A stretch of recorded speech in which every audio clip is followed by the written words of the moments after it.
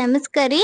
ನಾನಿವತ್ತು ಎಲ್ಲರಿಗೂ ಇಷ್ಟವಾಗುವಂತ ಹಾಗೆ ಖಾರವಾಗಿರೋ ಒಂದು ಅವಲಕ್ಕಿ ಚೂಡ ಮಾಡ್ತಾ ಇದ್ದೀನಿ. ಪ್ರತಿಯೊಬ್ಬರಿಗೂ ಈ ಚುರುಮುರಿ ತುಂಬಾ ಇಷ್ಟ.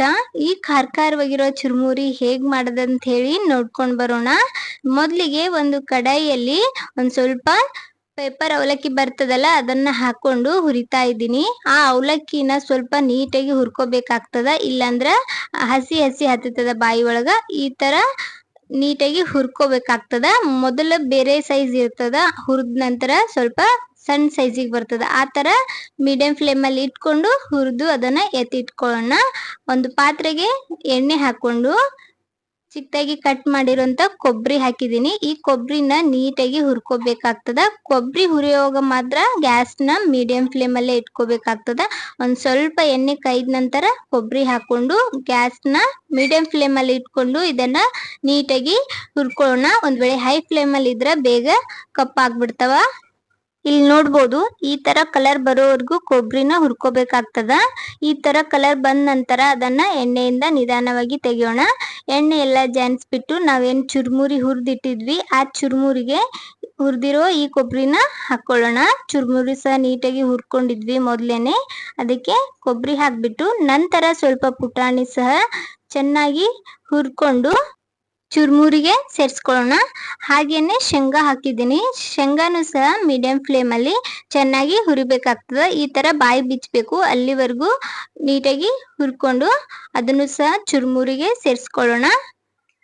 ಇವಾಗ ಅದೇ ಎಣ್ಣೆಗೆ ಒಂದು ದೊಡ್ಡ ಸೈಜ್ ಈರುಳ್ಳಿನ ಕಟ್ ಮಾಡಿ ಹಾಕಿದ್ದೀನಿ. ಈರುಳ್ಳಿನೂ ಸಹ ನೀಟಾಗಿ ಹುರ್ಕೋಬೇಕಾಗ್ತದ. ಈರುಳ್ಳಿ ಕಲರ್ ಪೂರ್ತಿ ಚೇಂಜ್ ಆಗ್ಬೇಕು, ಗೋಲ್ಡನ್ ಬ್ರೌನ್ ಕಲರ್ ಬರೋವರೆಗೂ ಇದನ್ನ ಹುರಿದುಕೊಳ್ಳೋಣ. ನೋಡ್ಬೋದು, ಇವಾಗ ಕಲರ್ ಪೂರ್ತಿ ಚೇಂಜ್ ಆಗ್ಯದ. ಆದಷ್ಟು ಗ್ಯಾಸ್ನ ಮೀಡಿಯಂ ಫ್ಲೇಮ್ ಅಲ್ಲಿ ಇಟ್ಕೊಂಡೆ ಎಲ್ಲಾನು ನೀಟಾಗಿ ಹುರಿಬೇಕಾಗ್ತದ. ಹೈ ಫ್ಲೇಮ್ ಅಲ್ಲಿ ಮಾತ್ರ ಇಟ್ಕೋಕ್ ಹೋಗ್ಬೇಡ್ರಿ, ಬೇಗನೆ ಹೊತ್ ಬಿಡ್ತಾವ. ಅದಕ್ಕೋಸ್ಕರ ಮೀಡಿಯಂ ಫ್ಲೇಮ್ ಅಲ್ಲಿ ಇಟ್ಕೊಂಡು ಎಲ್ಲಾನು ಸ್ವಲ್ಪ ಕಲರ್ ಚೇಂಜ್ ಆಗೋವರೆಗೂ ಹುರ್ಕೊಳ್ಳೋಣ. ಹಾಗೆ ನಾನು ಸ್ವಲ್ಪ ಬೆಳ್ಳುಳ್ಳಿ ತಗೊಂಡಿದ್ದೀನಿ. ಬೆಳ್ಳುಳ್ಳಿನ ಸೊಟ್ಟೆ ಸಮೇತ ತಗೊಂಡಿದ್ದೀನಿ. ಅದನ್ನ ಒಂದ್ ಸ್ವಲ್ಪ ಜಜ್ಜಿದ್ದೀನಿ, ಪೂರ್ತಿ ಸಣ್ಣ ಮಾಡಿಲ್ಲ. ಒಂದ್ ಸ್ವಲ್ಪನೇ ಒಂದ್ರೊಳಗ ಒಂದ್ 2-3 ಹೋಳಾಗುವಂಗ ಜಜ್ಕೊಂಡಿದ್ದೀನಿ. ಇದನ್ನು ಸಹ ಕಲರ್ ಚೇಂಜ್ ಆಗೋವರೆಗೂ ನೀಟಾಗಿ ಹುರ್ಕೋಬೇಕಾಗ್ತದ. ಬೆಳ್ಳುಳ್ಳಿ ಹುರ್ಕೊಂಡ ನಂತರ ಒಂದ್ ಸ್ವಲ್ಪ ಹಸಿ ಮೆಣಸಿನ್ಕಾಯಿನ ಈ ತರ ಸೀಳ್ಬಿಟ್ಟು ತಗೊಂಡಿದ್ದೀನಿ. ಖಾರ ನೋಡ್ಕೊಂಡು ಹಸಿ ಮೆಣಸಿನ್ಕಾಯಿ ತಗೊಳ್ಳಿ. ಖಾರ ಜಾಸ್ತಿ ತಿನ್ನೋರು ಜಾಸ್ತಿ ಮೆಣಸಿನ್ಕಾಯಿ ತಗೊಳ್ಬೋದು. ಹಾಗೆ ಇದ್ರೊಳಗೆ ಒಂದ್ ಹಿಡಿಯಷ್ಟು ಹಸಿ ಕರಿಬೇವನ್ನ ಸೇರ್ಸ್ಕೊಂಡಿದ್ದೀನಿ. ಕರಿಬೇವು ಸ್ವಲ್ಪ ಜಾಸ್ತಿನೇ ಹಾಕೊಳ್ಬೋದು, ಹಾಕಿದಷ್ಟು ರುಚಿ ಹೆಚ್ಚಾಗ್ತದ. ಇದನ್ನು ಸಹ ಸ್ವಲ್ಪ ಕ್ರಿಸ್ಪಿ ಆಗೋವರೆಗೂ ಹುರ್ಕೊಂಡು ಚುರುಮುರಿಗೆ ಸೇರಿಸ್ತಾ ಇದ್ದೀನಿ.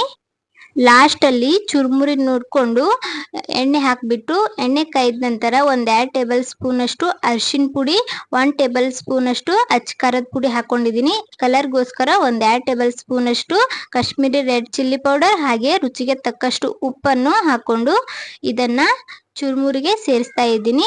ಉಪ್ಪು ಸಹ ನಾನು ಎಣ್ಣೆಯಲ್ಲೇ ಹಾಕೊಂಡಿದ್ದೀನಿ. ಇದೆಲ್ಲ ನೀಟಾಗಿ ಮಿಕ್ಸ್ ಮಾಡೋದು. ಆದಷ್ಟು ನಿಧಾನಾಗಿ ಇದನ್ನ ಚುರುಮುರಿಗೆಲ್ಲ ಹತ್ತೋ ಹಾಗೆ ಮಿಕ್ಸ್ ಮಾಡಿ.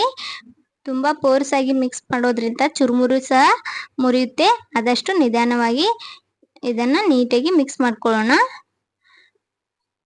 ಇವಾಗ ನೋಡ್ಬೋದು ಚುರುಮುರಿ ಕಲರ್ ಯಾವ ತರ ಆಗ್ಯದ ಅಂತ ಹೇಳಿ. ನೋಡಿದ್ರೇನೆ ತಿನ್ಬೇಕು ಅನಿಸ್ತದ, ಬಾಯೊಳಗ ನೀರ್ ಬರ್ತದ. ಚುರುಮುರಿ ಲವರ್ ತುಂಬಾ ಜನ ಇರ್ತಾರ. ನಿಮಗೂ ಕೂಡ ಚುರುಮುರಿ ಇಷ್ಟ ಅಂದ್ರೆ ಕಮೆಂಟ್ ಮಾಡಿ. ಇದೇ ತರ ನೀವು ಸಹ ಟ್ರೈ ಮಾಡಿ ಹೇಗಾಗಿತ್ತು ಅಂತ ಹೇಳಿ ಕಮೆಂಟ್ ಮಾಡೋದು ಮಾತ್ರ ಮರಿಬೇಡಿ. ನಾವು ಈ ತರ ಚುರುಮುರಿಯನ್ನ ಸಂಜೆ ಸ್ನಾಕ್ಸ್ ಟೈಮ್ ಅಲ್ಲಿ ಮಾಡ್ಕೊಳ್ಬಹುದು, ಇಲ್ಲಾಂದ್ರೆ ಹೊರಗಡೆ ಟ್ರಿಪ್ಗೆಲ್ಲ ಹೋಗುವಾಗ ಈ ತರ ಚುರುಮುರಿನ ಮಾಡ್ಕೊಂಡು ಹೋಗ್ಬಹುದು. ಈ ಚುರುಮುರಿನ ಒಂದ್ 15 ದಿನವರೆಗೂ ಇಟ್ಕೊಂಡು ಆರಾಮಾಗಿ ತಿನ್ಬಹುದು. ನೋಡಿದ್ರಲ್ಲ ಚುರುಮುರಿ ಹೇಗ್ ಮಾಡಿದ್ದೀನಿ ಅಂತ ಹೇಳಿ. ಈ ಅವಲಕ್ಕಿ ಚುರುಮುರಿ ರೆಸಿಪಿ ನಿಮಗೆ ಇಷ್ಟ ಆದ್ರೆ ತಡ ಮಾಡಬೇಡಿ, ವಿಡಿಯೋಗೆ ಒಂದು ಲೈಕ್ ಕೊಡಿ. ಇದೇ ತರದ ಇನ್ನಷ್ಟು ರೆಸಿಪಿಗೋಸ್ಕರ ರಮ್ಯಾ ಮನೆ ಅಡಿಗೆ ಚಾನಲ್ ಅನ್ನ ಸಬ್ಸ್ಕ್ರೈಬ್ ಮಾಡ್ಕೊಳ್ಳಿ. ಯಾರೆಲ್ಲ ನನ್ನ ವಿಡಿಯೋ ನೋಡ್ತಾ ಇದ್ದೀರಾ ಎಲ್ಲರಿಗೂ ಧನ್ಯವಾದಗಳು.